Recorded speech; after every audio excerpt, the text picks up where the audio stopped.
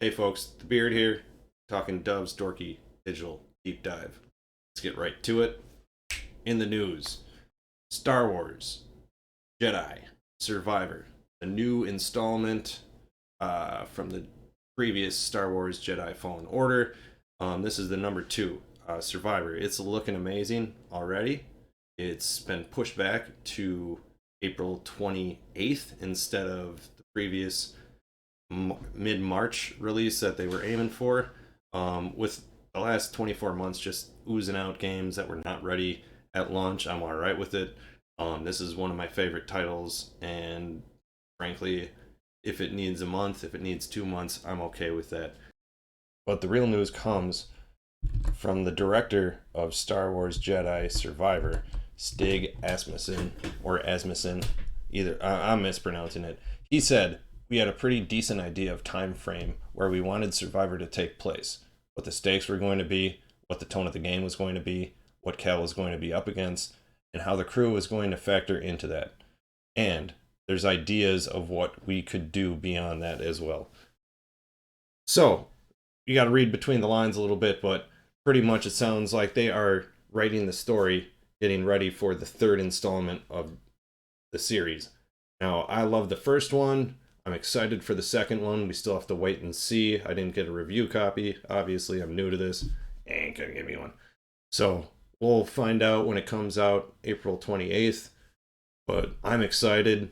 We all remember Star Wars Unleashed, us Star Wars fans who like these third person action games. Star Wars Unleashed, great game. The first one was awesome. They released the second one really hurried. They had like a 12-month timeline to write the game and produce it and get it out the door, and you could just tell it was rushed. It was a really, really short playthrough. And as I said in my article, it really felt like more of a DLC type thing than an actual game. But it doesn't look like that's what happened with Star Wars Jedi Survivor. They put the time, they put the money, and it looks like they put the love that we all want in the next Star Wars game that we're waiting for. MLB The Show 23 is coming out this week, March 24th, and it looks like pretty much the same version as last year's game. I'm not too excited to get it, to be honest with you.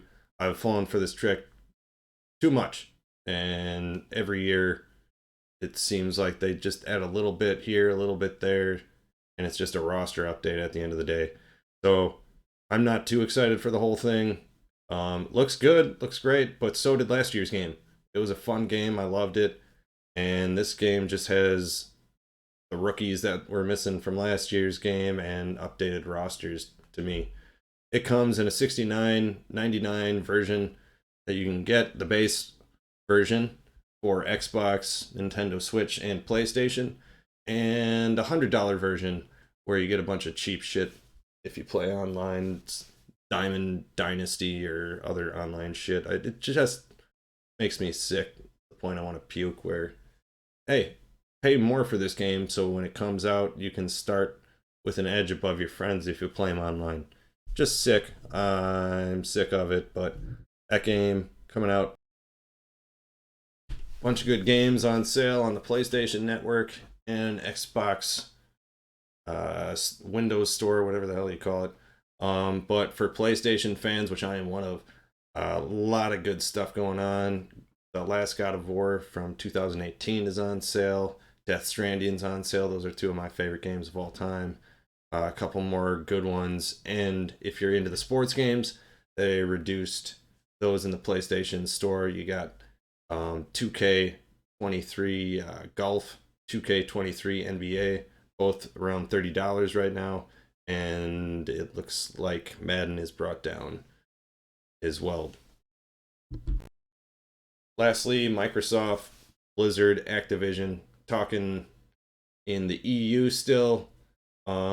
Major news was just that the EU Commission decided to push back talks, or rather their final decision, until May. It was set for late April, now it's going to be early May. Not a huge difference, but it looks like they're at least acknowledging some of the deals that Microsoft is trying to make with Call of Duty and the Call of Duty series on other platforms. It looks like Microsoft is extending a 10-year deal with Nintendo and Nvidia. So on the respective platforms, you can still get Call of Duty if you're a fan. Sony was offered a 10-year deal, but it sounds like they pretty much laughed that out of the room. They're just going to wait and contest it, see what happens with the European Union Commission and the FTC over here in the United States. It's also being looked at. More from that later on. This is really big. It's a potential monopoly in the gaming world, and I am not a fan of that. Personally, I think it just limits everything. If you're just going to take that and only allow Xbox players or certain Microsoft owners to play it, I think you're really going to limit your audience. I think Microsoft will learn quickly that you're not going to have people just jump consoles so quickly for one game. Yeah, it's a game that people love and are diehards of, but there's other games out there that are quite similar and won't force the people who aren't Xbox owners to fork over $500 more for a different console that they already invested in a different one. It just doesn't make sense to me. Well, folks, thanks for tuning in to Dove's Dorky Digital Deep Dive this week. You enjoy your games, and GG, bud.